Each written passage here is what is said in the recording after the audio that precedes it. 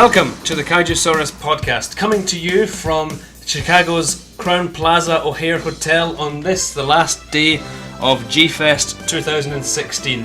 As always, I'm Steven. Ross is not here, but with me are two long-time listeners and supporters of the podcast and two very good friends of mine, Alex. Pleased to be here, Steven. And Raffael.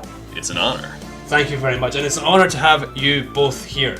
This is usually the podcast in which myself, Steven Sloss, a lifelong fan of Kaiju films, watches and reviews all 30 films in the Godzilla canon with my good friend Roz Menzies, but not today. Today, Alex, Raph and I are just going to do a sort of a recap of the G-Fest weekend, a general roundtable discussion, and just see where the discussion leads.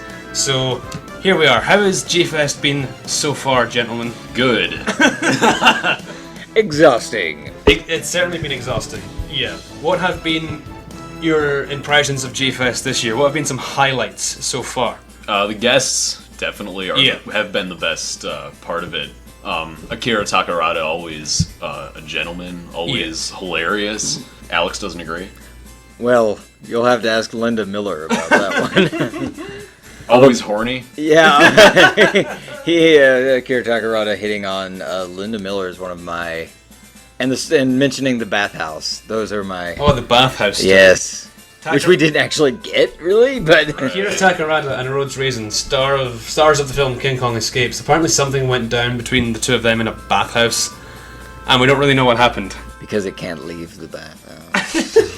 But yeah, I agree with you. The guests have been stellar this year. And I mean, Takarada, that was the big reason for me coming back this year.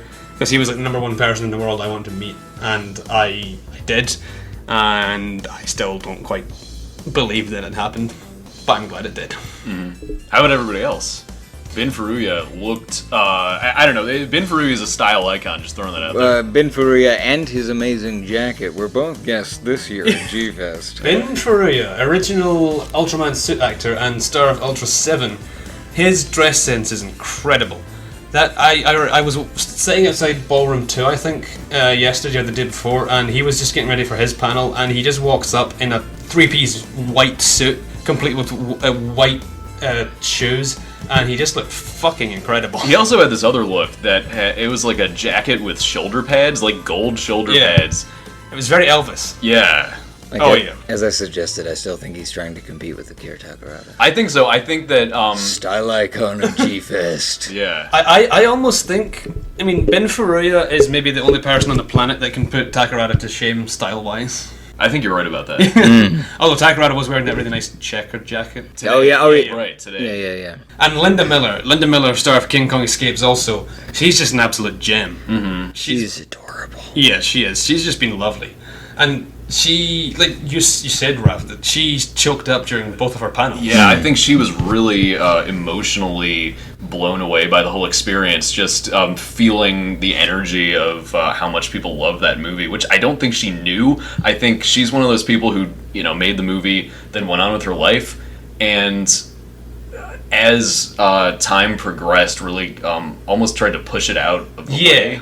Yeah. And I don't know. I think this weekend was a really big deal for her. Yeah, and she was just so lovely. Like when I went to get her autograph, she was just engaging with me and talking with me and asking me about where I'm from and like how my journey was and wishing me a safe journey home. And like she just seems so touched by every single individual who wants to meet her. Right. It's just lovely. Gosh, who else has been here? Roki Sakurai. Yeah, who is kind of exactly like her character from Ultra Q. Yeah. And still looks great. Yeah, as does Linda Miller. Yeah. And Takarada. And of course, they all look great. All the guests look amazing this year. I look worse. No comment. I look great. I got to try on a screen costume from Godzilla Final Wars, courtesy of my friend Mark Jaramillo. Name drop. And name drop. I'm friends with... But yeah, that was great, and I did look slightly like a National Socialist. There was a little bit. Something about the costume design in that movie is a little interesting. Some choices were made. Yeah, I mean, Final Wars is an interesting film as it is. Yeah, I think we can all agree about that. It's an experience, really. Yeah. It was designed. All of those designs was done. They were done by the same guy that did stuff for like Metal Gear Solid. Oh, really? Yeah. Really? Yeah. Did not know that. No, neither did I. Oh yeah. Like if you look at it, the EDF like soldier stuff, like any of the concept art and the stuff for Gordon and stuff, it looks exactly like Metal Gear Solid box art. I mean, I've seen all of it. I remember all the Final Wars concept. He also art. did that. He also did that crazy, super thin Godzilla concept. Yeah, that they was did. insane. Yeah. That was, I don't know, was that the closest that we've ever gotten to Shin Godzilla before actually seeing It has elements of Geno in it as well because it's super thin. It's got that big, bulky neck and head. Yeah. Yeah, speaking of Shin Godzilla, the dealer's room was stocked with a few Shin Goji figures that were going for ridiculous prices. Because what did it peak at? $40 or $45? 45 was the 45. highest, and this is a like $12 to $15 toy. Right. I think it kind of makes sense because it just came out last week. Yeah. And I don't know. It's a bit much still. I mean, in a way, I think they're extorting people's enthusiasm to buy them here. Yeah, because there is the whole experience of, I'm going to go to the dealer's room and get the new Godzilla toy. Yeah. But that's not as exactly big of a deal as it was like back during SOS or Final Wars. Yeah, I've just got it on pre-order, so. Yeah. The 6-inch final. No, I've got the giant, one Oh, that's like, yeah. And I have both. I have none. That's because you're a bad fan. You're not a real fan. Fan card revoked. Well, speaking of real fans, we There are none here. Weird, huh? You'd expect the opposite. Speaking of real fans, everyone listening to this is a fake. Speaking of fans, we met many over this weekend. Oh, too many. Oh God. We don't like any of you. Well, some of you are okay. Especially those of you who gave us free things. Who were Mayor of Dinosaurs. Mayor of Dinosaurs. Oh yeah, Clan Mayor 7. Dinosaurs was cool. Shout out to him. He was cool. Mayor of Dinosaurs. These And are Clan 7. these are Tumblr usernames, by the way. Name drop. The films this year. Did you go to the Pickwick on Thursday afternoon, Raf? Early in the afternoon, I saw Godzilla vs. King Ghidorah for the 25th anniversary. They played the dub, which was pretty interesting. Was it the Sony Blu-ray Yes, they played the Sony Blu-ray with the dub. with Koichi Kawakita's name misspelled? Kopichi Kakawaka. Cowabunga. Kawabunga. Cowabunga. Kopichi Kopichi Cowabunga. Kakakita. God, fuck off. But I've seen a real live dinosaur. I have seen a real live cuck. A gigantic dinosaur. It's attacking My boys. Take that, you dinosaur. You can tell your son about it when he's born. Major Spielberg. There, yes, there. Anyway, so yeah, Raph, you saw Godzilla vs. King Ghidorah. Yeah, that was cool. Robert Scott Field was there, as he is for every second of every G-Fest ever. Special guest. Special guest, founder of G. No, he wasn't. Let's not mention the founder of Founder of Cyberdyne The founder of Technologies. lies. What were the other movies on? Oh yeah, I saw Gamera versus Virus, which was cool. Oh yeah, starring Carl Craig. Starring Carl Craig, who wasn't here. Sir not appearing in this convention. Yeah, Carl Craig was a child actor in Gamera vs. Virus, and he was meant to be here, but he wasn't. Yeah, he just disappeared into thin air. He was abducted by Virus. He's still floating around in that big yellow bubble. You should have stayed out of the mini-sub, Carl. What else was there? There was Yongari. Didn't Green see Slime. those because we went to see Ghostbusters, which was really good. Ghostbusters was fucking great. Yeah. Like holy shit, I was just blown away by just how much I enjoyed it. Yeah, I liked it more than I thought I would, and I expected to like it. The opening Exactly. 5 minutes is better than any Ghostbusters media in the last 20 years. Oh, in the last 20 years. That allows the movie to exist. That's true. You really backtracked that statement. Ghostbusters, which then led into day one. Yeah, day one. How did we begin day one? I mean, the maid walked in. The maid walked in our room. Well, I was talking to Clen 7, and then I saw Red Man walking down the hall towards me in one of the most blood-chilling moments of my life. Yeah, I mean, you're not... Yeah, actually, you're right. I came out the shower on Friday morning, and when I got out the shower, Red Man was waiting in my room. And I mean... As he does. It's not really... Like, coming out the shower with a towel around you is a moment of vulnerability. And like, Red Man is not really something that you greatly desire to see in that state. But it wasn't really Red Man. It was our good friend Michael. What a twist! Got deleted, and now he's back, astounding beyond belief. So yeah, I on Friday morning, I was down in the autograph line trying to get an autograph ticket for Akira Takarada's signing session. And when I was buying the ticket, I sort of felt a little... like someone rub up against me, and I just sort of turned around, and it was fucking Takarada, and he was just chatting to the GFEST staff, and I was going to say something to him, I was going to shake his hand or just say hello or something, but I just froze. I just froze against the wall because he was in very close proximity to me. He's so handsome. He shook my hand, and I looked right into his eyes. That's what's incredible about Takarada. I shook his hand, looked right into his eyes, and I saw hell in there. And I understood that hell, and I wanted to be a part of it. That's what's incredible about Takarada, though. I mean, he's been getting approached by fans like almost constantly all weekend, and I've seen him like stop and shake hands and take photographs and sign stuff for every single fucking person.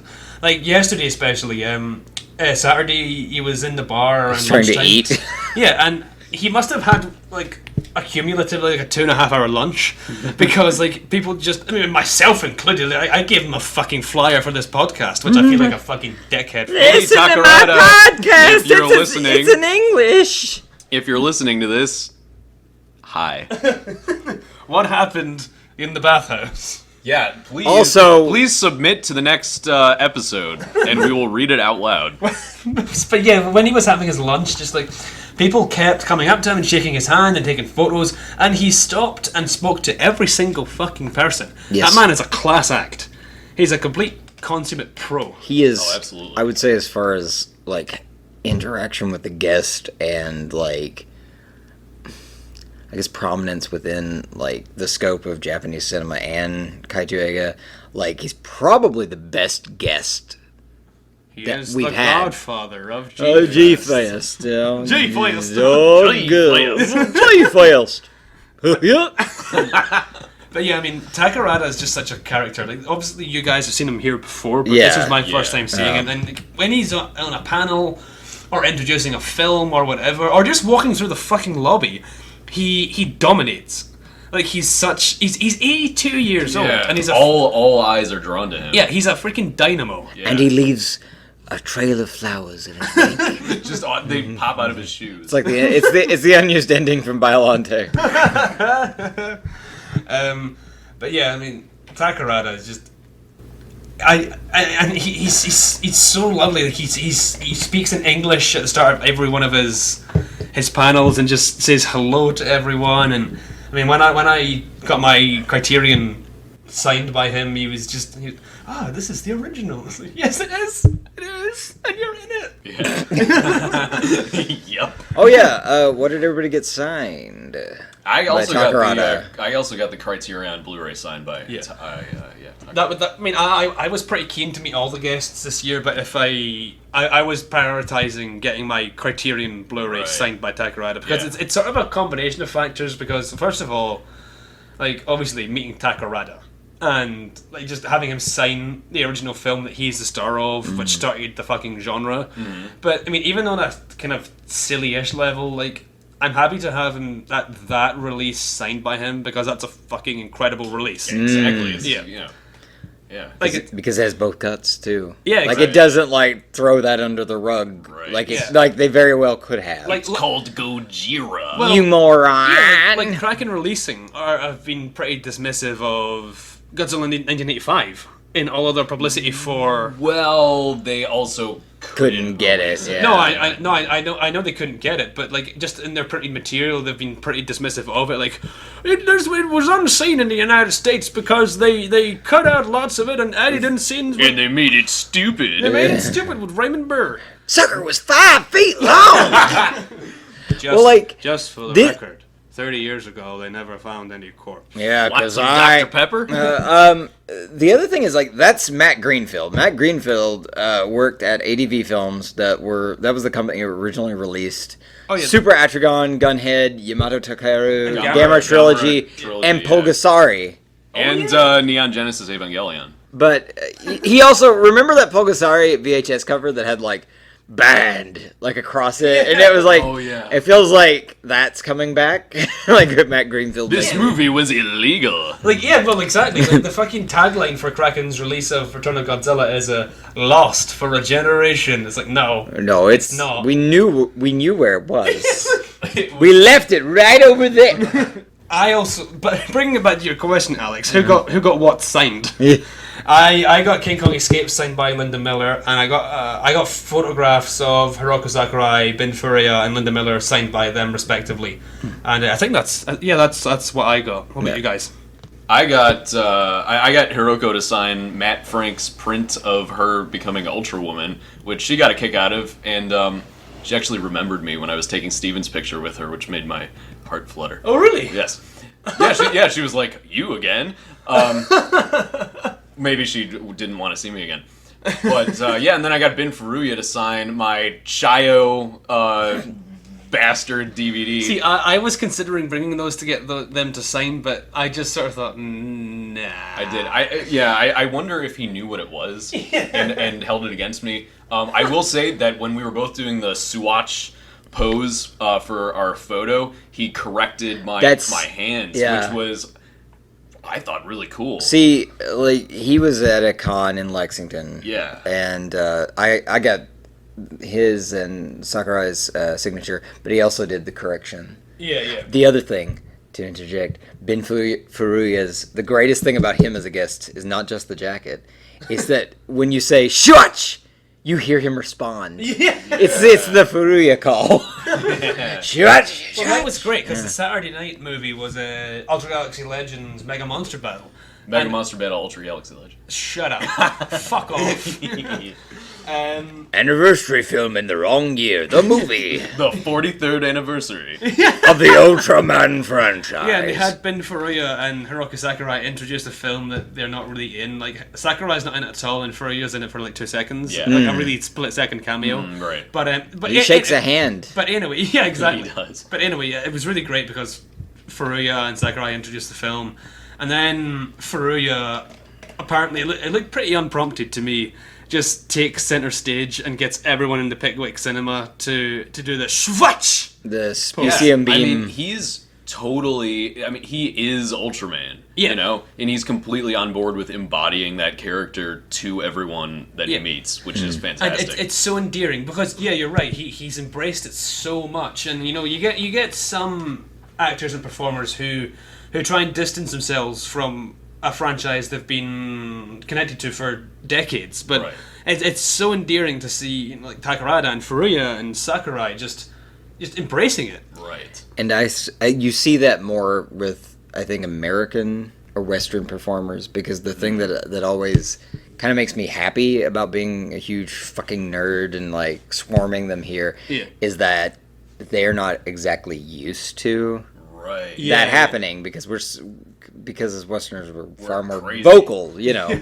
And like, I think though that's changed a little bit in the last like decade or so, because it feels like there's a bigger emphasis on anniversary celebrations and certain things that happen. Yeah.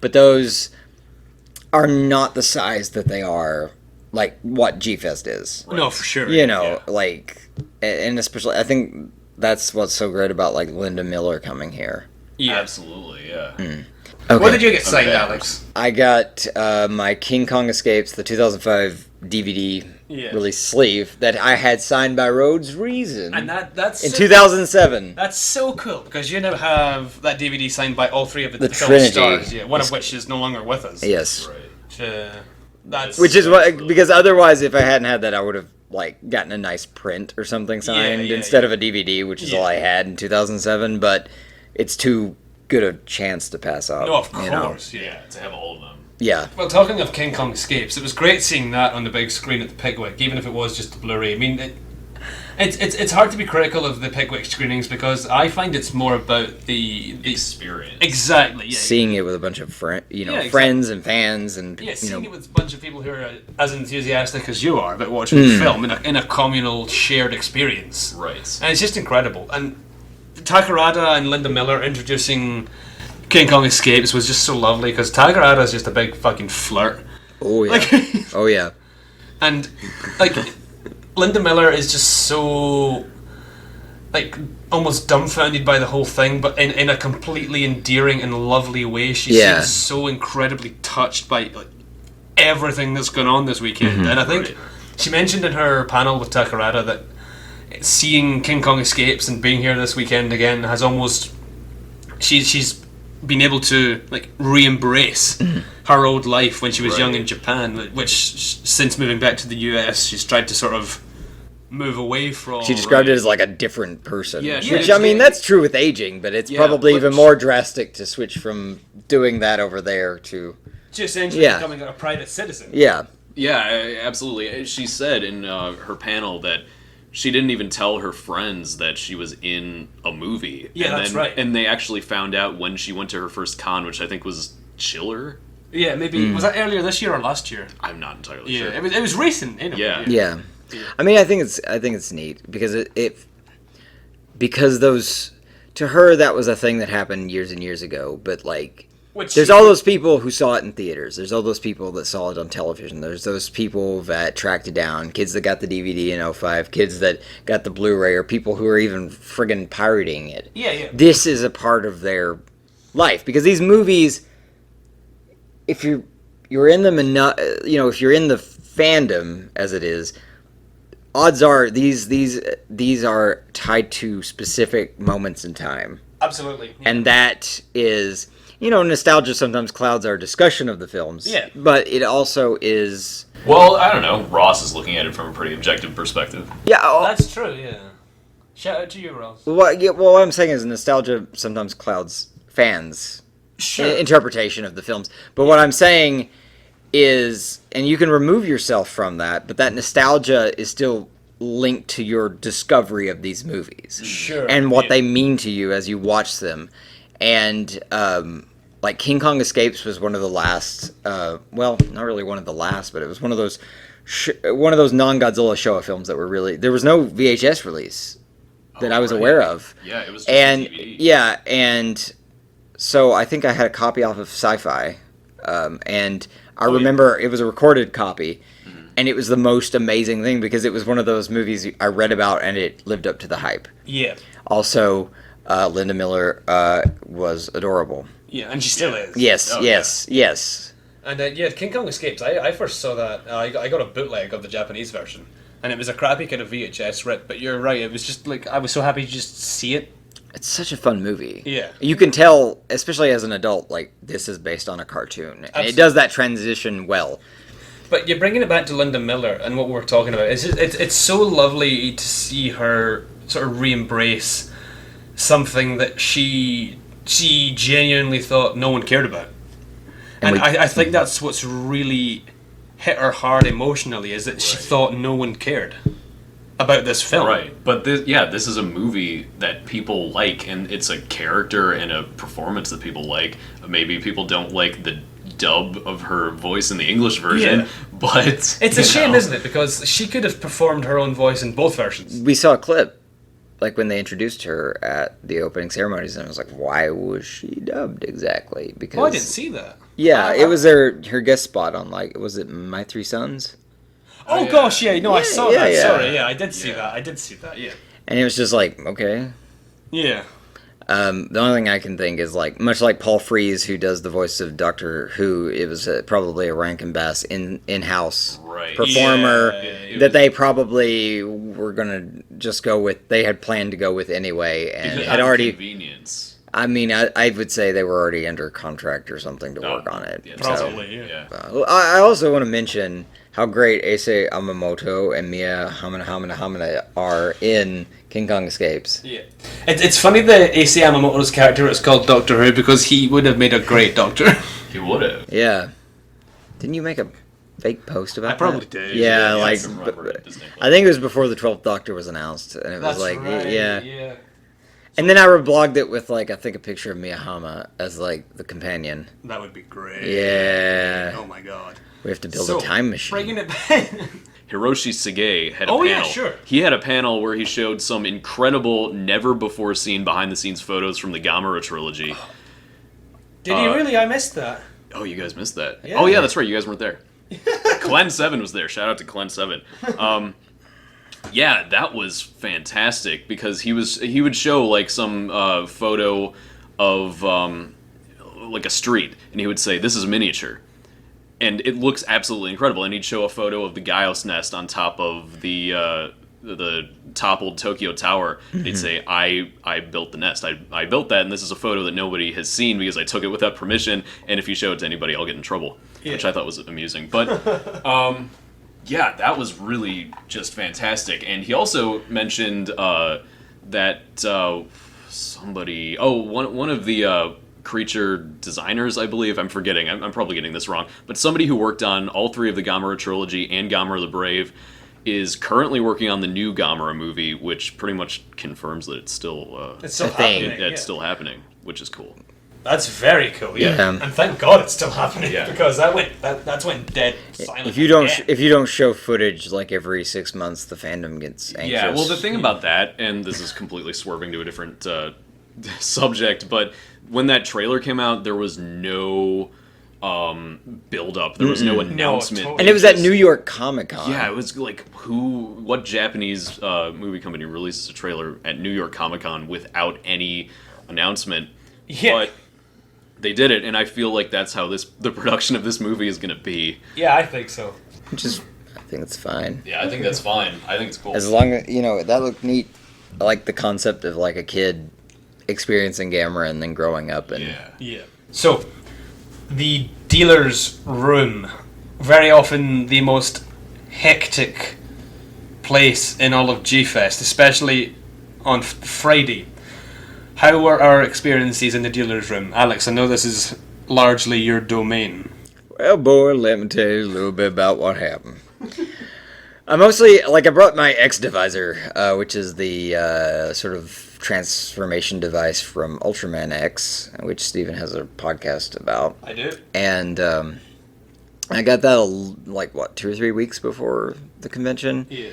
And I decided to bring it so I could buy some of the Spark Dolls, which are toys that you can place on it. It'll read them and change like the different sounds that it's going to respond with. Highly sophisticated. Super, super sophisticated. Basically, the redoing of the Battlenizers from like Ultra Galaxy Neo, to structure exactly too. So I bought a bunch of those. Like I can't even remember everything I purchased. Did you get a Bemlar? No, I still never bought a Bemlar because the $10 was too much. Like the prices, like these are. It's called the 500 series because it's 500 yen, which is more or less like $4.85 or something U.S. conversion. Okay. Yeah, so it's basically $5, let's say. Yeah. But they were charging 8 to 10. And the place with Bemlars was 10, and I know I can find it later. I got a couple of new ones because I was just interested, and I picked up some older stuff, like Tsurugi Demaga from Ultraman X, which is the upgraded form. Yeah, and that's a nice figure. Yeah. Awesome. What else old did I get? I also, something I looked at in 2014 but didn't buy, and it was a toy for the Ginga line, is the Gen Killer... transformation toy, because I'm also a huge Transformers nerd, so like this kind of crosses both of those. So he's a superposable figure because he has to turn into a vague spaceship thing, so that's cool. What was really strange is that this year I mostly bought Ultraman stuff, which is actually kind of appropriate.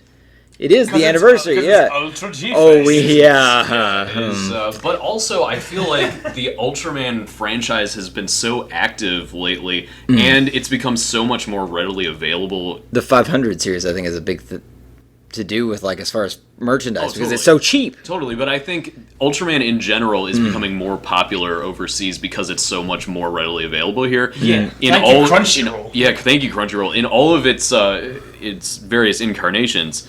And also, it's just really good right now. You know, Oh, yeah. X was, I think, one of the best Ultra series ever. Yeah. And Orb is off to a great start. Yeah, I mean, I don't think any of us here have watched the second Orb yet. No. Not yet. But the first episode, honestly, I Ton of thought fun. it's probably one of my favorite Ultraman openers because I love the Ultraman series, but a lot of the opening episodes can sort of tread the same ground. Right. But I thought this one was just really different.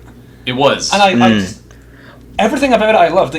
Those tornado destruction scenes were fucking great. Absolutely. And like I know people are really, really critical of this current phase of Super Productions because a few years ago Bandai, the huge toy company, bought a significant amount of Super Productions, right? Yeah.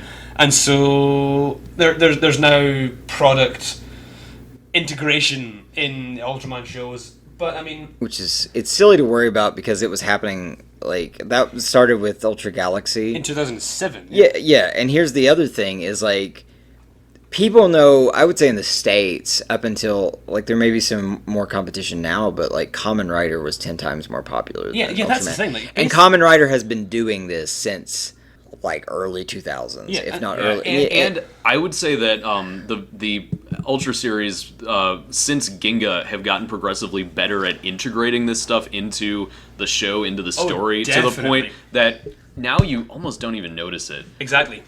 And it's incredible because, as I mentioned, Bandai bought a significant portion of Super Productions.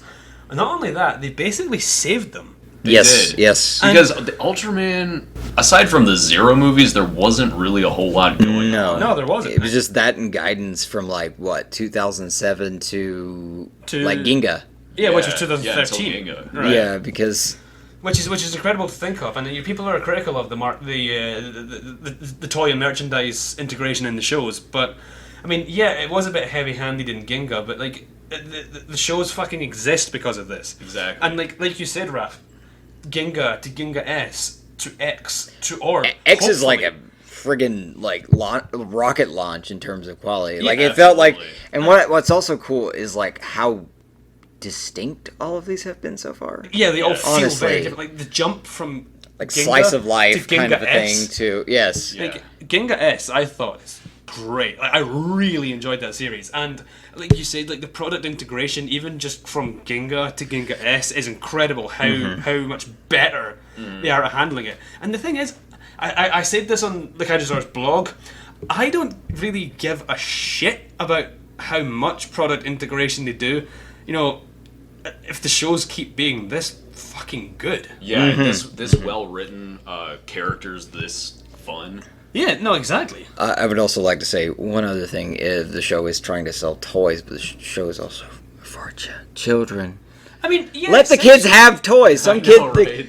the kids want to watch Ultraman, and then they want to go home and they want to strap on the X color timer and they want to like Mon's Live and all that Yeah, crap. I want to do that too. And like you said, they've brought out a line of reasonably priced Yeah, kaiju toys. Yeah. And I mean, Ultraman is in the good place it is today because of the freaking merchandising times. Oh yeah. Absolutely. And I mean, going back to Crunchyroll, I never thought I'd freaking see the day where I could watch a new Ultraman episode weekly with the Japanese broadcast. Yes. Yeah, it's incredible. You know? Subtitled. Yes. It's God, I can't even describe it. You know, Yeah, if I could tell myself that 10 years ago, I would never believe me. You mean someone uploaded it on VO or like I mean that's the interesting thing, and it's strange too because there's just this weird push for everything Kamen Rider or Super Sentai. Because, like, right now, Shout Factory is doing all the original versions before they were taken by Saban and changed. And became Power Rangers. Yes. Yeah. But, like, Ultraman is, like, sort of like almost the odd one out. the godfather of that kind of idea. Like, you still had special absolutely, effects shows, but this is a special effects show that reinvents its Yeah. cast every iteration. Yeah. And it was the first one that did that. I mean, it was before, like, Go Nagai and Shitaro Ishinomori were, like, designing every superhero across the board. Sure, yeah. But, like, I feel like there has to be a place for that, especially now, because we live in a very unique age where We're in new Godzilla movie this year. Yeah. New Godzilla Pacific movie, Rim 2, yes. King Kong. We're getting Godzilla 2, and then Godzilla vs. King Kong. But like, yeah, that's and the X movie, which we've not seen because we're like friggin' Luddites. yeah. Well, I mean, but that apparently has been leaked in some fashion, been released. It's raw. There's no substance. Yeah, I know, but that's I mean, like now more than ever, Godzilla game, we got that. Yeah. We have a constant stream of Godzilla comics as of now, and I guess Rage Across Time probably take us to at least the end of the year. And it's just kind of like insane because like we said earlier, like new Ultraman streaming weekly for free in English. it's weird because like the kaiju, like when the Millennium films were being produced, right? Like that stuff's happening, but it's all happening in Japan. And it felt very untouchable until it was made available to us. Yes, Definitely, yes. yeah. And now it just feels like the ball's almost in our court in a way that it hasn't been in a very long time. As far as accessibility and even like Shout Factory's been trying to put out something. Like we have Johnny Sacco out. Apparently there's going to be a Kickstarter for Space Giants, but it's on YouTube right now, so go watch it quickly. What's great though about this age we're living in right now for kaiju, to be a kaiju fan, is something I've never personally experienced before in my time as a fan, is like the marriage of East and West. Yes, absolutely. Like we've got Legendary Pictures producing Godzilla movies and King Kong and Pacific Rim, basically producing their own kaiju stable. Concurrently with Toho, which I mean, who knows if Godzilla Resurgence will spawn another series. I mean, I think it probably will. But yeah, I don't want to say anything concrete. It doesn't feel like a franchise movie necessarily, but it could be a Millennium series kind of thing. Where it kicks off something else and then they start a new continuity fresh. But yeah, and it's lovely the way the eastern and western sides of the genre are meeting and spurring each other on. Like Toho, they didn't make Shin Gojira in retaliation. Like Godzilla 2000. Yeah, like back in '98, they made Godzilla 2000 as it's completely a response piece to one could argue that it was also taking advantage of the hype. Well, exactly, yeah. But yes, and the disappointment. Yeah, absolutely, because it was this is how you make a Godzilla movie. Yeah, exactly. But they're not doing that with Godzilla Resurgence or Shin Gojira. It's almost like a really friendly competition. Like Legendary and Toho are seeing who can like make the best Godzilla film, and like Toho have said that they want to try and match Legendary's version. That was their motivation in making a new Godzilla. And it's really nice what's happening right now. And like I keep saying, new Ultraman shows streaming weekly for free, legally, with professional English subtitles. It's lovely how all this stuff is coming over here legally, and we're giving stuff back, and it's a really lovely time to be a fan. And fans on both sides of the Pacific are benefiting from this. Totally. Yeah. You know, people in Japan get to see new Godzilla movie next week.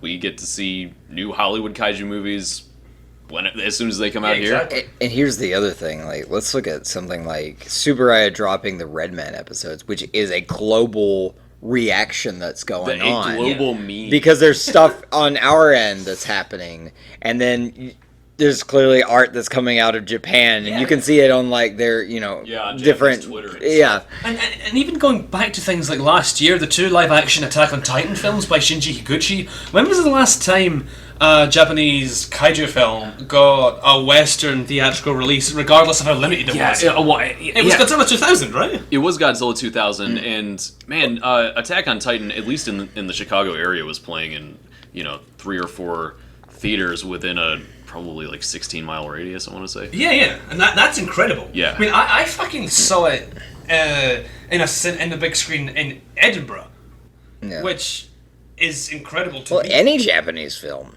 Well, I mean, honestly, like unless it's like not unless it's a Kurosawa film that has been like talked about to death and is just part of a film package they can get from like Janus Films or whoever. Yeah. Like, you don't see it.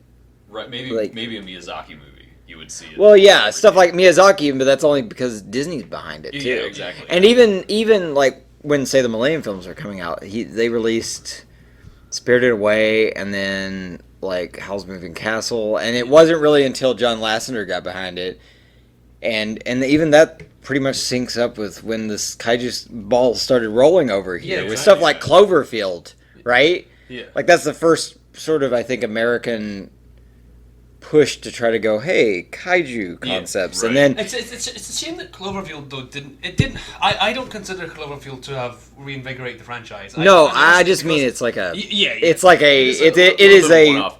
But I would say that stylistically, it gave people a lot of really interesting ideas. I think it definitely inspired the 2014 Godzilla. It probably it probably inspired, I think like Pacific Rim was the movie that I think kind of was the first of this new wave. Yeah. I agree. Yeah. yeah.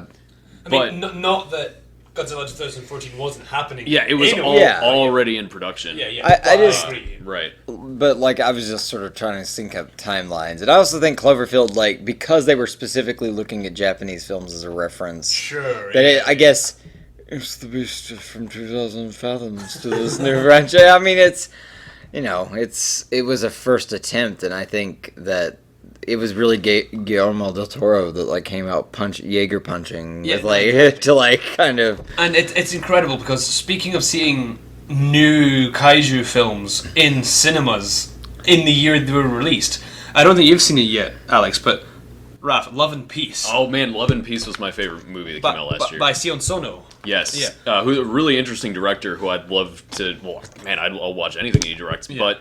I'd love to see him do another kaiju movie. Yeah, exactly. And I was just at my job one day, and I was flicking through a program for the Glasgow Film Festival, and I was just sort of, oh, that looks cool.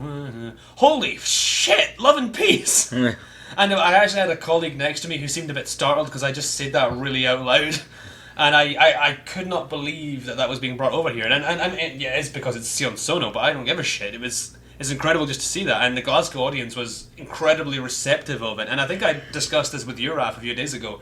Love and Peace, even though I wouldn't necessarily say comedy is its primary genre, that's hands down the best and funniest kaiju comedy ever made. It's hilarious. The whole opening sequence with the news broadcast and everything is side-splitting. Oh no, it is entirely, and the Tokusatsu effects are like incredible. Like the way Picadon is composited into real world locations and footage is flawless. It is. It's incredible, and the Tokusatsu effects themselves are incredible. Right, great soundtrack also. And oh god, yeah, I would really like a soundtrack CD of that. Me too. And Very, very expensive to. I'd like to see it. You'll see it soon. Oh, I guess. I don't know. I don't know. You don't know my life. The UK DVD and Blu-ray is out, and Yeah. Okay. And it's a shame because I'm not gonna shit on like G-Fest because that's where we're freaking recording this thing from, but I feel like there's a little bit of I don't know if it's willfully ignoring or just not wanting to cover this shit, but like Love and Peace should be represented here. It absolutely should. Well, Ultraman X should have been brought up. The movie, like that. Yeah. I mean, I understand with the guests that made like a small iota of sense, but Ultra Galaxy Legends was a film that came out in December of 2009. 2009, yeah. And by the time G-Fest rolled around, I do believe that the Blu-ray had been released, and the Blu-ray came with English subtitles. Oh yeah, for sure. So there was really, and I know Tsuburaya is not a stars were Toho. aligning. Yeah, I mean, Yeah. it was like, oh, I'm gonna, because I had a copy of it, and I was like, I'm gonna wait to see this on the big screen first. Didn't happen. Yeah. And it's like, why? I don't know, because there's this weird sense of, oh, it's Ultraman. Yeah. Well, it's like the area downstairs there's a big painted Godzilla thing, and it says Godzilla, and underneath it they've taped on a piece of paper that says and Ultraman, Yeah, and then they've taken they printed out a bunch of stuff and like taped it up, and it's like oh god. I mean, they could have programmed the whole convention around Ultraman. I mean, they do that in Japan. Well, how many little kids were dressed as Ultra Kaiju? Lots. Yeah, There was like several tiny Ultras, and it's like people love Ultraman. that didn't happen 10 especially years now. ago. Yeah, Especially now. Yeah. I saw a Zero, a Belial, a Zibozu, a Gomora, a fucking Eleking. The Eleking was good. Lots of Ultra. I saw a few Ultra 7s. Yeah. And it's just great to see like kids into this because it shows that there's a goddamn fucking interest. Yeah. Yeah. And it's just weird that Ultraman and the Ultra franchise as a whole is like weirdly shunned in some. I don't think anybody's some known how corners. to do it. Yeah, how to Like, deal with it. You know, with the original series, like, okay, here. They bought a bunch of stuff they were, putting... Because I think those were the same people that put out Johnny Sacco, right? Giant Robo. Shout Factory. No, I mean on television. On it was television. AIP Oh, television. right, Right, because yeah, the yeah. original Ultraman And- and Ultra 7 were on American TV in the 1960s. And then, like, you had the Ultra 7 dub, which felt like it was specifically geared toward nostalgia, because it was shown alongside TNT's Monster Vision, which just showed, like, old-time monster And movies. that was in the 80s? That was in the early 90s. Early 90s. Early 90s. Yeah. And so those were people that were tuning in to watch old, like, Monster Zero or Godzilla King of the Monsters. Sure. And it's like, oh, so it was shown super late at night. Right. I never actually saw it as a kid. And then you had Tiga, where nobody knew what they were going to do with it. They didn't know if they wanted it to be true. They didn't know if they wanted it to be a good, like a straight dub, or if they were going to just make fun of it. Yeah, And- true story. When I was a kid when Tiga came on TV in America, and I had been telling my friends about Ultraman because I thought it was really cool. And then the 4Kids dub of Tiga came on, and they all made fun of me. Oh, no. The 4Kids dub is actually funny, though. It's terrible, but I think it's funny. All right. Difference of opinion here. You're doing that thing. I'll take your word for it. It's like, I don't really think so, but all right. But and it feels like I think what is a missed opportunity is like all this like Spark Doll stuff. Mm-hmm. Bandai America should do. It wouldn't be hard to do a localization of everything, honestly, Oh, God, no. because all they'd have to really ship over is like, I guess the uniforms. Yeah. And they could honestly just strip all the monster fights out. Even easier than Power Rangers. I'm not entirely sure I'd want to see that. Well, no, what I'm saying is like, the thing is, I don't want to see it. But putting it on television for children to watch will generate revenue when they sell those toys. Because Bandai America already has access to all that stuff. Yeah, that's true. And like, I mean... Or think if they did like an Ultraman series that somehow interacted with an app or something like that. That would gangbusters. Yeah. Pokemon Go with Ultra Kaiju. Exactly. Why is my house full of Pigmons? Instead of throwing the Pokeball, you blast them with the Spacium. Right? You murder them. Yeah. Yeah. But I think there's potential, and I just don't... It's like... Now, that's an interesting thing, because Super I was doing that thing with Ultra Galaxy where they filmed it in such a way that you could just insert actors. Yeah, nothing ever came of No. it. Did it? No. And that's why I think they would have been willing to show every friggin' Ultra movie that has come out, because it feels like they desperately want... Yeah. And with their new stuff, because the Chayo garbage. Yeah, Super I have been trying to crack the US market for decades. Mm-hmm. And I think that like people like us are watching it on Crunchyroll, and Ultraman X had great viewer ratings for a series on Crunchyroll. Yeah. But they want to get bigger than that, I would assume. Yeah. Yeah. Although I think what they're doing right now is great. Yeah. Absolutely. I think for the moment they've found the perfect platform. Mm-hmm. Yeah, I do not want them to stop doing this with the Japanese series. No, God, no, neither do I. Because this is... I'm going to just say this is like probably the best... One of the best things that's happened to the American... Or not just American, because it's worldwide. Yeah. The Western Kaiju fan base ever getting to watch a new Ultraman. Oh, right away. yeah. Oh no, Yeah. with professionally translated subtitles. Yeah. And you gotta think, like, some of those shows, like Mebius and Gaia and maybe Leo and 80 are like 50-something episodes, or it's around that mark, isn't Yeah, it? freaking long. So that's 200 episodes on its own, plus everything else, because there's several new shows, like Max and Nexus. Right. And... for free. Yeah. Oh, yeah. Yeah. So what else? So that was Friday. That was a lot of things. That was also That was Yeah, a decade of Super Eye productions. And Yeah. some of the stuff. Yeah. You said stream of consciousness. Well, Guess yeah, what this you is- got? this is what I want. Yeah. Absolutely. So what? What happened? What happened on yesterday? Saturday? Oh, I was going to say something about like Ultra Galaxy Legends. I really hate that it got on the big screen so late because we were talking about the compositing wasn't the best. Like, it wasn't the best then, but I still appreciate how tight all the fight choreography is, and the fact that the camera is stagnant and is moving, and it feels like something intense is happening. No, I agree. Yeah. Oh, holy crap! I was always watching it Saturday. I was like, it takes a long time for Dinah to get in this movie. For some reason, I kept thinking it was earlier in the film, but like, honestly, like, why is Dinah in that movie? I think it was just because people wanted to see that actor again. I think. Yeah. It's to appeal to the Dinah. The Dynajet. Well, The Dynamites. Hey, you know The that's- Dynamites. I don't know. No, but that's something to think about. There's something in there to appeal to every generation of Ultraman fans. Yeah. That's There's right. the original guys. There's Ultra Dinah, Galaxy. Dinah for the '90s. There's Mebius. There's the new guys. And then there's Zero. Zero. Ultraman Zero. Zero's great. Zero is just a great character. Mostly, He's a swell guy. Yeah, he's mostly developed in the sequel. Yeah. Yeah. Totally. I really like.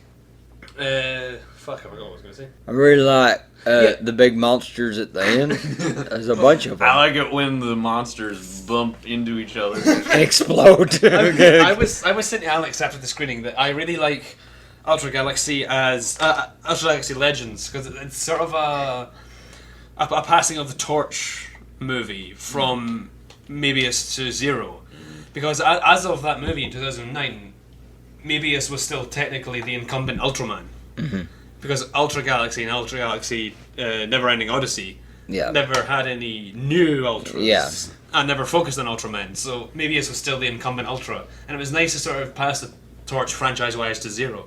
And that's something the Ultraman franchise has always been good at, is passing the torch. Like, in this new stream of shows, Ginga S, X, Orb, I mean, the Ginga cast show up in a few episodes of Ginga S, and the Ginga S cast show up in a two-parter of X. And I hope the tradition continues with Orb. I really, really, really want to see the X cast again. I'm confident it will. I'm confident the X cast will show up in Orb. I hope so. Yeah, and I mean, with X, they had all those really great episodes with Nexus and Zero and Max, where not only did they bring back the Ultramen themselves, but in the case of Max, they brought back the human host and the original actor. And one of his villains. And one of his villains, yeah. So it feels like a very rewarding, fully rounded return, and it's not like the Ultraman Ginga S movie, where it's just lots of Ultras without their hosts, which is fun, but it feels like half the bargain. Yeah, right, exactly. But I mean, I'm hoping. I mean, I think fucking Orb should just go way out there and like fucking bring back Ultraman Powered. Bring back Ultraman Powered and bring back Ultraman Great and get their freaking hosts in the show. Do it. And like yeah. And it would be really cool if they did a Mebius episode, since It wasn't on X. Yeah. And it's the show's 10th anniversary. They should do an episode where they get trapped in a dimension that's Ultraman Jonius and it's animated. Yeah, that would And then the monster gets into our world, but it's animated still. That would be great. Oh, man. Bringing that back, that's just reminded me. Going back to Ghostbusters, spoilers if you haven't seen it, but see the end when they're sort of doing the play on the choose the Destructor form from the original film, and Rowan says, choose my form, and Patty says, well, something cute and cuddly would be preferable. And he becomes the Ghostbusters logo, but at first he's 2D animated. That was super fucking cool. That was really And he cool. steps out of the little, that was great. Like, I was getting strong, like, her friend Roger Rabbit vibes. Yeah. Well, I mean, Ghostbusters had plenty of giant monsters. Oh, yeah. Like the There's a really tall, like... Yeah, the tall skeletal top Yeah, hat man. yeah. Yeah, but I was really surprised at just how big the big thing was. Yeah. I was just enjoying it, like the fact that it grows and then punches. Didn't it punch out of the? He Yeah, it punches did. out of the Punch out building, yeah. and it's like I love this. Yeah.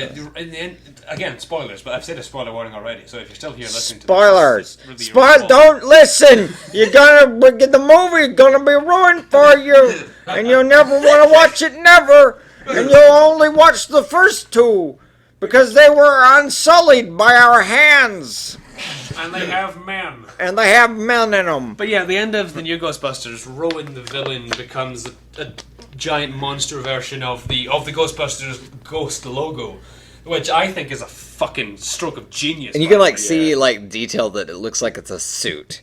Yeah, Like it looks like he's wearing like Yeah. some kind of like And cloth that's been honestly, painted. the CGI on that was fucking great. It was like, really like, good, like yeah. I'd say that's probably the most. Well, it's some of the best CGI I've seen since Godzilla 2014. The best CGI I've seen since Godzilla 2014 is the fucking Jungle Book King Louie. Did you see that? That was fucking incredible. You saw that, Alex, didn't you? Christopher Walken playing King Louie. The CGI is so good. It sometimes looks like a practical effect, and that's a high compliment. But anyway, It's really good CG in Warcraft. Oh yeah. There's also great CGI in Dawn of the Planet of the Apes. that's true. Oh, yeah. Yeah. Yeah. So you're wrong. But we don't like but- CGI.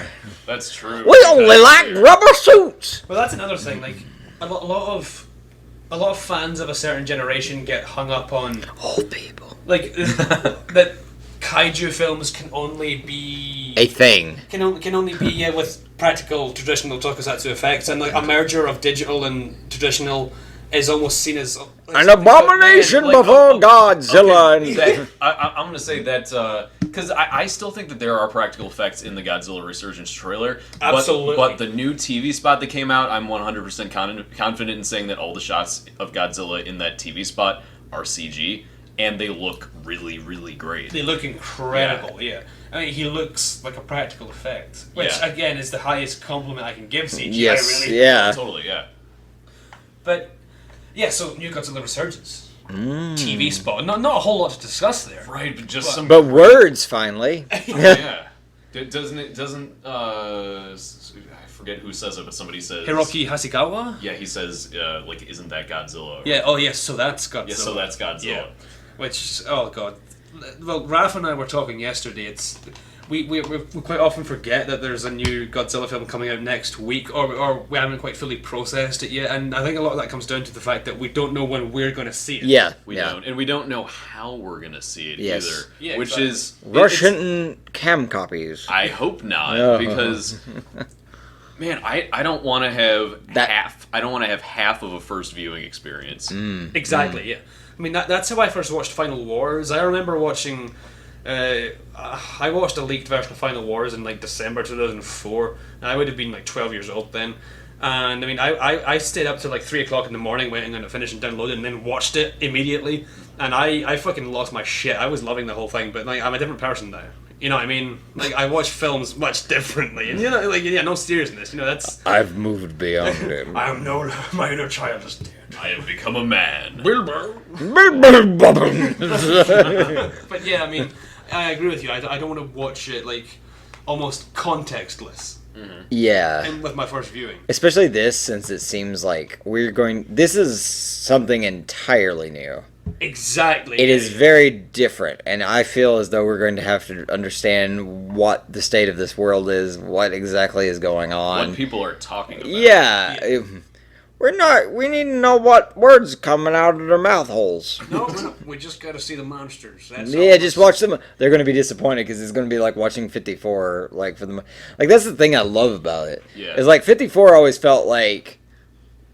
Well, it's a drama film. Well, there's that, but the stiffness of the Godzilla costume is almost amazing to me. Oh yeah. Because the thing I always made a connection to is that his spines, everybody's they're maple leaf shaped, but like I always get this. They almost remind me of some of the Japanese castles, and it was almost like he was some kind of weird, like building. ancient structure that was just like tearing, like the land, like the history itself was tearing through the city, Yeah. and the stiffness of it was almost like scarier or creepier because there's something eerie about something that doesn't That it's move, not. something that big that's not really moving exactly, and you don't, right. because you can't read into what's going to happen with it. It's like And it's like this natural formation, this mountain that's just moving on its own accord. And that's what Godzilla looks like in the Resurgence trailer. It's like a volcanic mountain or something. Yeah. It's like, He's like a huge landscape moving across the landscape. Yeah. And like he looks incredible. Like, I said all this in my Resurgence review, trailer review podcast. Yeah. But I mean, it's nice to hear other voices. I hear them all of the time. But yeah, no, I agree with you, Raph. If it comes to it, I'll wait for like a properly subtitled version, whether it be on a big screen somewhere or on disc, because I want to see it entirely in my first viewing. I really would love to find out who's going to get it. Yeah. That would be. World Cinemas. Oh, you must stop. Has anyone like tweeted it?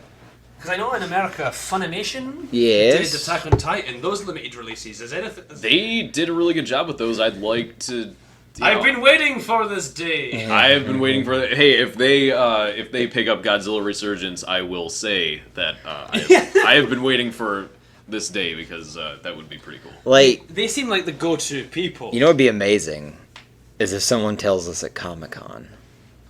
Oh, I haven't even considered my that. God, yeah, but that's they like wouldn't do a big like Yeah, what presentation. It would be like at a booth or something. Yeah, because a lot of stuff, man. We're recording this a week before San Diego Comic-Con, and I don't know when you will be listening to this, but a Skull lot of Island, stuff's yeah. gonna happen. We're gonna get the Kong Skull Island trailer. Yeah. We might get news on like Pacific Rim 2, Godzilla. and stuff is being streamed for the first time? Yeah. From like Hall H, All is H, it? yeah.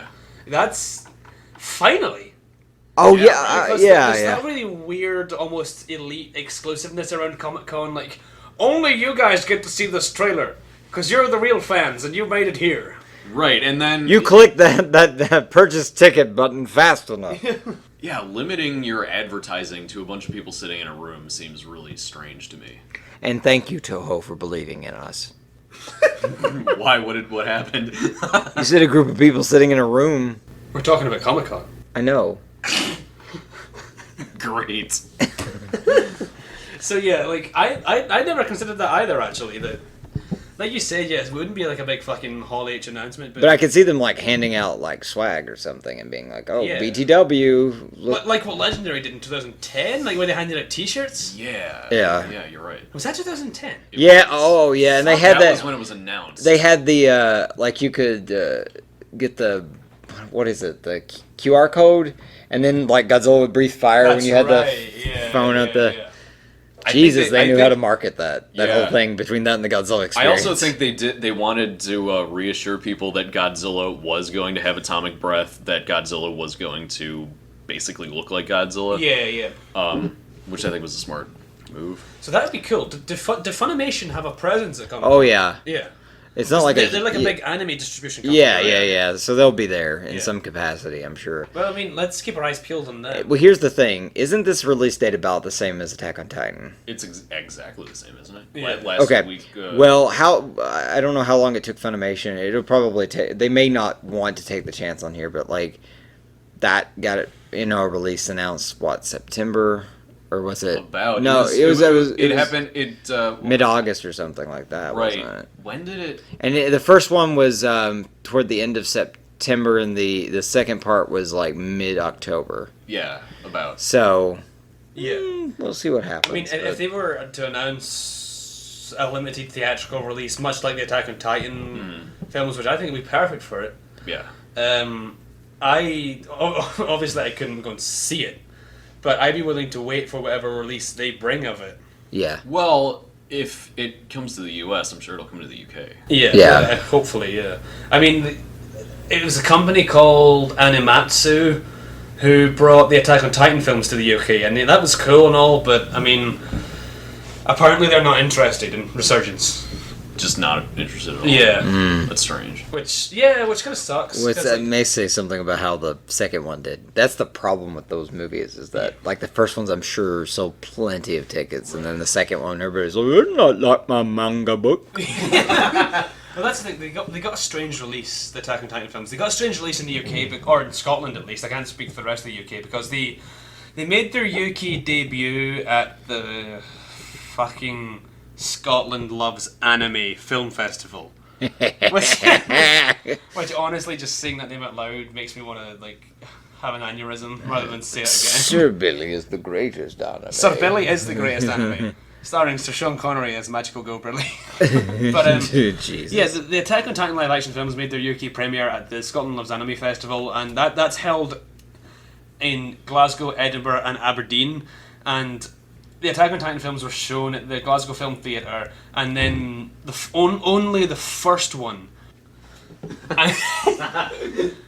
and only the first one was shown at the Edinburgh Film House, which is where I saw it. Because I was in Amsterdam when the screenings were first announced, and I was also in Amsterdam when the first screenings were taking place, so I couldn't go and see them both. And I'd love to have seen them both on the big screen because I love those films a lot, and I would defend them. And I don't really care about what relation or lack of relation they have to the anime or the manga. And we've discussed that though. Yeah, like exactly. It's like with having Shin Goji and Legendary Pictures, they're two different things. They're things that are in the vein of giant monsters. It's fine if it's not the thing that you want, because there's all of these things. You know, Attack on Titan has video games. It has a animated series. It has live action series. It has the manga itself. It's got tie-in novels. You can read whatever. And there's like a video game now or something. I think there's video games already. I think there's theme park attractions and Universal. Yeah, I mean, there's pick your poison. But yeah, and as I was saying about the releases, and then maybe about a couple of weeks later, the two films got like a one-day only release in the UK, or at least in Scotland. I would imagine it was across the UK, and they were shown as a double feature, and I kind of couldn't be bothered going to see them, which is really poor. But if I could just have went to see the second one, that would have been cool. But I had to go and watch them both, and they started at like 9 o'clock at night, and then it was in Glasgow, and I don't live in Glasgow, and blah, blah, blah, blah. But anyway, I mean, probably a one-day release or a limited release across the UK or the US would suit Shin Goji. Yeah, and see, that's the weird thing, is it seems like on podcasts or forums when somebody brings up, I wonder if it'll get a theatrical release. Well, like, I think people are, like I kept hearing on something that someone was saying, well, it won't be in the megaplexes, it won't be like a big wide release. I'm like, yeah, no, nobody's thinking that. Everybody's thinking, I think, these one night sort of engagement things. Then that's what, That would be ideal. That would be ideal, because then people, fans could see it. Yeah. And it, you don't need to do a huge marketing push like what happened with Godzilla 2000. People confused it for a sequel to the 1998 movie. Exactly, yeah. And like, if you're doing a one-day release and not a full-blown theatrical release, or even just a limited engagement, like across, I don't know, like 1 week or something, you don't need to do like a huge marketing blitz, really. Yeah. That's true. And then you don't get people wandering into a film casually and thinking it's something that it's not. Here's the thing, too. I also feel as though the moment something like this goes out, all kinds of weird, like, news outlets have been reporting Godzilla stuff since the 2014 film came out. Yeah. And I feel like the news would proliferate pretty quickly. Like, it'd be, people would find out. And I think that's also a good... It's so easy to show films now, like with digital copies. Yeah. And I feel like that would be like a boon for the licensor, and so they can make that money as well as when they release it to DVD and Blu-ray. And that's when I said, no, Takarada, I'm not going to that bathhouse. That can be the final, thing that anyone hears in this. Oh gosh, what else, guys? Jesus, I found a giant powered ball tent for $10. I was pretty pleased about that. That has nothing to do with Shin Goji, but I was like... Fucking Ultraman powered. I I think it was you I spoke about this. Yeah. Oh, yeah, Yeah. it does have to do with Shin Goji because it was the same creature designer. Ah, we did it! But, Yay! like, Ultraman Powered is getting a fucking Blu-ray release in Japan. Yeah, that's cool. Which I'm really excited to see. Well, not so much excited, interested. Not a to very see. good show, but, you know. Yeah, I just want to see what a remastered HD version of that show looks like. The composer for that, I think, also did the music for Gaia. Oh, okay. I think. That's interesting. It's something. He did something else modern. I Yeah. don't know if that's right. It- He did another Ultra show, though. I know that. The fucking, it's interesting because you said that the same monster designer did the designs for Ultraman Powered and Shin Goji, and you can see that. I think, at least. Because they look awesome! Yeah. So you know what was cool to see, guys, was Mark Jaramillo's panel where he showed yeah, off, yeah. That was very cool. actually his two panels, which the first one was the Tokusatsu roots. Oh, of right. Shinji Oh, yeah. and Hideaki Anno, the two men bringing us Godzilla Resurgence. The It's second- Daikon 3 and so- 4 animations and... And the Daikon films, Return of Ultraman, and their... Yamato no Orochi Strikes Yeah. Back. yeah. And all And that, the Sentai parody. Right. yeah, I mean all that stuff. I mean, I was already like, Yeah, I've seen that stuff, but I I love watching it Exactly, over I and do. over again. I'll admit, And just having it presented in the context of these are the guys who are making the new Godzilla movie. exactly. I mean, I was going to say, I'll admit when Hideaki Anno was announced as the director of the new Godzilla film, I didn't know who that was. But as soon as as soon as I read, Neon Genesis Evangelion, which I hadn't watched at the time, but even then I was like, okay, cool, definitely on board with that. And then I went and watched Evangelion, loved it, completely on board with Anno doing this. And so even in my state of Higuchi and Anno having complete 100% confidence in them, to go to that panel and see their early works and see their roots and see where they come from and how their careers have been shaped, and basically the path that's led them to doing Godzilla Resurgence has just inspired such a feeling of confidence in me for this film and how it's going to be. It's inspiring, though, to see all that stuff. Like, especially the Return of Ultraman short Yeah. film. Yeah, I think the special effects in the Return of Ultraman short rival, like, Kawakita stuff. Like, honestly. I mean, yeah. And it's made out of, like, like that. I think there's, like, a behind-the-scenes thing, and it looked like... Yeah. It looks like they've built the Science Patrol headquarters inside of, like, an apartment, and they've just sort of, like, kind of layered, like, these consoles over the walls and things, and it's just amazing. Yeah. And that kind of stuff, like, blows me away. Yeah. As Like far you said, as it's very inspiring. Yeah. And it's, like I said, it inspired a feeling of great confidence in me that these are the guys who are doing the new Toho Godzilla film. Nice segue. And so Mark Jaramillo's other panel was showing off a lot of the stuff that was going to be featured in Kaiju Gaiden. Independent and unseen Kaiju films. We saw clips from, Godzilla- Wolfman vs. Godzilla, Godzilla Bunny, versus Netherlands. Rabbit Man. Rabbit Man vs. Godzilla, the parody of Right. Wolfman vs. Godzilla. And yeah, Which Godzilla was versus- finished first. Oh yeah, that's funny.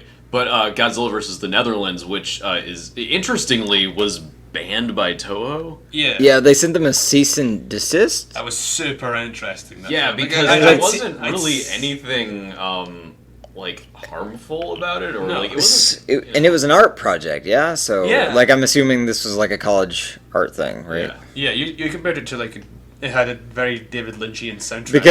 Because it was just like background noise that had been cranked up. Right. I think Toho likes to tell people to stop doing things because it was revealed in a old Kaiju fan magazine that Astounding Beyond Belief Michael bought this weekend that Toho tried to send a cease and desist to G-Fest back in the late 90s, which I thought was hilarious.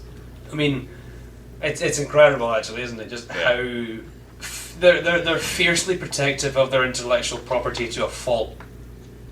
Well, I mean, like, that goes back to the first American Godzilla when they tried to get Ghidorah to be the villain. Yeah. And that led... Like, think of how much different even the Roland Emmerich one would have been had they had that. But no. It's like everything's separate. Yeah, exactly. Because they were designed... They're the same people responsible for EA games. Challenge everything. But nothing. We also saw footage from Gamera 4. Yeah, man, that's a Gamera 4. Sorry, I'm pronouncing it the... Gamera.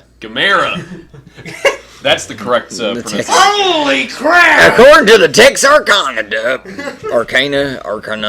But yeah, Arcan. Gamera 4. I mean, obviously seeing the footage this time was just a refresher course for me. Oh, look at you. But it was cool. I mean, I love Gamera a lot. If you follow my blog, you know that I love those movies a lot. So Raffaelopagist.tumblr.com. So yeah, Is that who you are? Oh my god. I'm sorry. It's all good. Is it though? I don't think it is. He's gonna kill me. No. You love Gamera. Yes, I love Gamera. So I think, seeing that footage was really, really cool because that fan film is something of a lost holy grail. It's not lost. Shinbei Hayashida has it, and he shows it to people who he deams worthy. But like who? Like Steven. He places a turtle shell underneath your pillow. Yes, I have not been deemed worthy, so it was pretty cool to see that footage. I mean, yeah, and Gamera 4, obviously, I say that the footage was a refresher course, but it really was, because obviously I saw it. It's only 40 minutes long. I saw it 2 years ago once, so I honestly have kind of forgotten a lot of it. But like just seeing that footage again, the film is incredible, and like the CGI for like an amateurly made, not amateur, like amateur professional, blurring the lines there, but like a fan film. It is a fan film. It's great for a fan film, and the actor whose name escapes me again, who played Inspector Osako in the Gamera trilogy, reappears as his character, and it's got a really interesting story, and I will admire any sort of work that is ambitious. Yeah. In the way it tries to tell a story or to realize a story, even if maybe the final product is not as polished as it could be in different hands, but I have an unending respect for that sort of thing. And I completely agree. Yeah. Gosh, what else did we see? We mentioned that though about like some of the stuff in like Ultraman Legends is the same basic thing. Like even if some of that doesn't completely work, it's better to see something new and dynamic. Right. But we also saw the two Overload films things, the Jet Jaguar. Jet first one. Jaguar Project M11. Super cool. I saw last year. Yeah. I saw last year. But that is super cool. It is cool. And I have a really fond spot in my head somewhere for fake trailers. Yeah. Like I love trailers for films that don't exist. Like I made my own one at Django and Trinity against Godzilla, a spaghetti western kaiju mashup. And I've made a master post on Tumblr of fan-made trailers for imagined Godzilla films. Yeah. And I really like fake trailers, and like fucking Jet Jaguar Project M11 is impressive as hell. It is. It's really cool, and Mark Jaramillo was telling me that it's so impressive that they got the character licenses of Jet Jaguar and M11 from Toho to use it for this short, and when they completed it, they sent copies of the finished trailer to Toho as a gesture of goodwill. Here's what we did. And basically Toho said, this is too good. You need to rename it. And so it's now JJ Project M11. It can't officially be Jet Jaguar. Which fucking sucks. J.J. Abrams. And that's where he came from. It is. But the other thing that I loved the most was Gemu. Yes. Gemu was great. Which needs to be a TV show now. An independent kaiju horror short, ran for about 30 minutes. Yeah, about. Yeah, that was great. It got really a mashup of kind of J-horror and Kaiju Eiga. Oh, it nailed it. Yeah. It felt like, and like, these sort of things that are kind of prevalent, it feels like in a lot of, like, action manga now, which is especially since Shingeki no Kyojin or Attack on Titan was created. Like it's like this drastic, brutal like horror, like constantly happening. It's like in Terraform Mars, which I've only read the first one, and the designs there feels like there's an air of racism there, so I kind of dropped that. But like that has a similar scene. They get off of a spaceship, and the first thing happens is one of the creatures like punches a hole through the guy, and it reminds me of things like the Guyver, especially like because that's horror related and it involves like transformations and things like that. Sure. And it's interesting to that because it very much appeals to my sensibilities. Well, with Gemu, I was getting a lot of different feelings of a lot of different things. Like I was reminded at different points of things like Vampire Doll, the first of Toho's quote-unquote Dracula trilogy. I felt a lot of Ultra 7X in that. And yeah, like strong J-horror vibes, obviously. And like it was I've never seen anything quite like it. Yeah, I think the monster is really, really interesting. And honestly, we can probably admit is kind of rare in kaiju cinema, at least in realization, a scary monster, like properly like scary. Well, you actually were worried in a way you aren't with a kaiju film. Yeah, because the main character is they're always on a hilltop, or they're in a military base, or piloting a giant robot. Or and this is a guy with nothing to defend himself with, fighting or trying to survive against this thing. And sort of any other kaiju movie, mass death is implied, and you never really see that sort of thing in gruesome detail. Like obviously you see character deaths, but you never see like Attack on Titan movies did that. Yeah. And other than that, it's rare, except for things like the Gargantuas or the Gauss. To be honest, or the last 10 minutes of a Daimajin movie. Yeah. But those are like those are assholes. That's true. With Gemu, there was a very sort of close, very personal feeling of like facing a kaiju, like one-on-one. Yeah. And it was very creepy and it was intimidating. And I was really impressed by that. And the way it left off, it felt like it could be a series. Well, at the it doesn't matter if we spoil this short film. It doesn't really. Yeah. At the end, he sort of revealed like the idea is that these things are demons and basically they're ruined humans. Yeah, they're ruined humans, and they become corrupted, and she kills him or wounds him terribly, but because the sort of girl that he's fallen in love with and finally asked out on a date has become a monster and is effectively gone, that ruins him, and he manages to start transforming somewhat, which has, I think, vibes of the one from Ultraman Nexus. Right. There's a little bit of Shin Kamen Rider, which is, of course, heavily inspired by the Guyver, which is like a guy turns into this weird, creepy monster guy. And some of the transformation, the way it looked, it reminds me of Terraform Mars. I've not watched the whole thing, but I have seen images from the Miike film. Yeah, but there's even a little bit in his lovelorn transformation of sort of, obviously I'm only going off the back of the live action films, but like Eren from Attack on Titan. Oh yeah. Becoming the rogue Titan? Yes. Yeah. What's great is like that all leads back to like Ultraman. Transforming like that, and it's like. And but yeah, for Gemu, I would like to see more of this universe. Definitely. Oh yeah. Like I would love like a redone version with maybe like that being a longer arc and finding out a little bit more about his teacher. Oh yeah, Gemu. Who they completely set up as being the monster, but then turns out to be this like monster hunter guy. Fucking Gemu, I would be happy if they announced like a feature-length theatrical remake. Yes. Oh, absolutely. Oh, yeah. With the director. Yeah. I mean that could easily be like a feature-length film. Oh, totally. none of the technical behind the scenes stuff really I would change, or even the actors. It just, I mean, yeah, like let's rearrange some things and like take some time to exactly. enjoy. Yeah, do it like Because Right, like John Carpenter's Dark Star, just, add some stuff and turn it into a feature-length movie. Yeah, exactly. God, Dark Star, that's an experience. Yeah. Never seen it. Have you know? No, it's on my computer. Almost.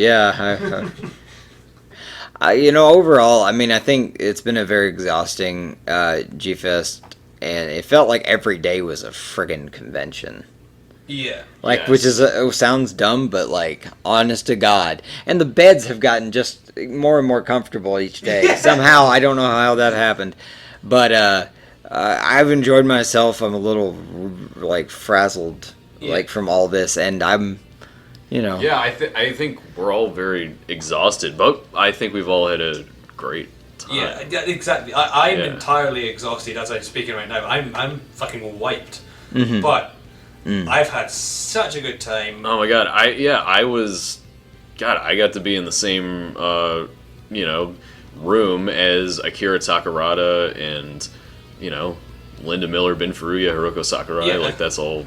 Just the magic of G-Fest. It's just I was just walking down one of the corridors, and I think I was going to the room, and I just saw fucking Takarada just taking a stroll through the lobby, just completely soaking it in, and it's just incredible. It's funny because obviously when I first saw Takarada, I said earlier I completely fucking froze in the spot, and but then by today when I saw him wandering around there, it's just there he is. Yeah. It's just. And it's crazy how that happened. I was caught in an elevator with Teruyushi Nakano, but I was just worried that things were going to explode. That wasn't this year. No, that was 2004. I shared an elevator or lift ride with Ben Furuya. A lift-evator? What is that? One of you was in the lift with Takarada? Was it one of you? Or was it someone else? I think it might have been Michael. Michael. So yeah, do you guys want to wrap up? Or? I guess so. I also just want to say that it was really cool to interact with Tumblr folk. Yeah. In real life. Totally. It was because it's easier than typing. It is easier and it's more interesting. Yeah. And I mean, it was nice to meet all of you. People you can completely count as a friend now because despite being so completely separated.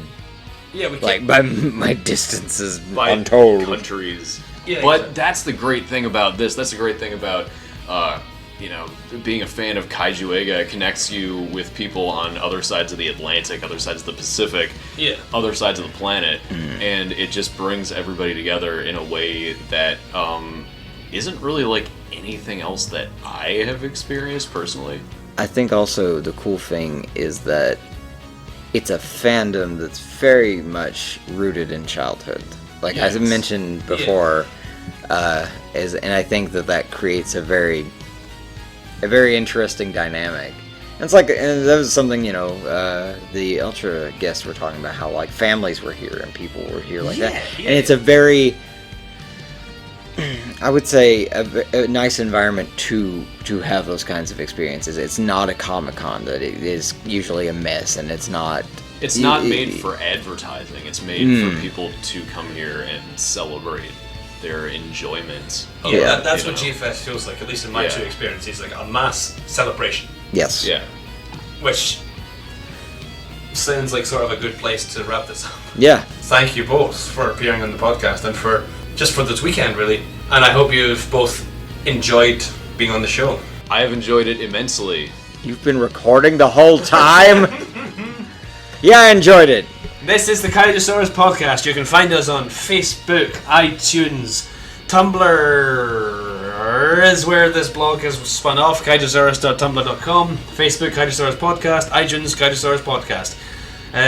Raph, Alex and I are all on Tumblr. There'll be links to all our Tumblr blogs and all of our other social media shite. And thank you both and take care. Good luck and good night. Bye.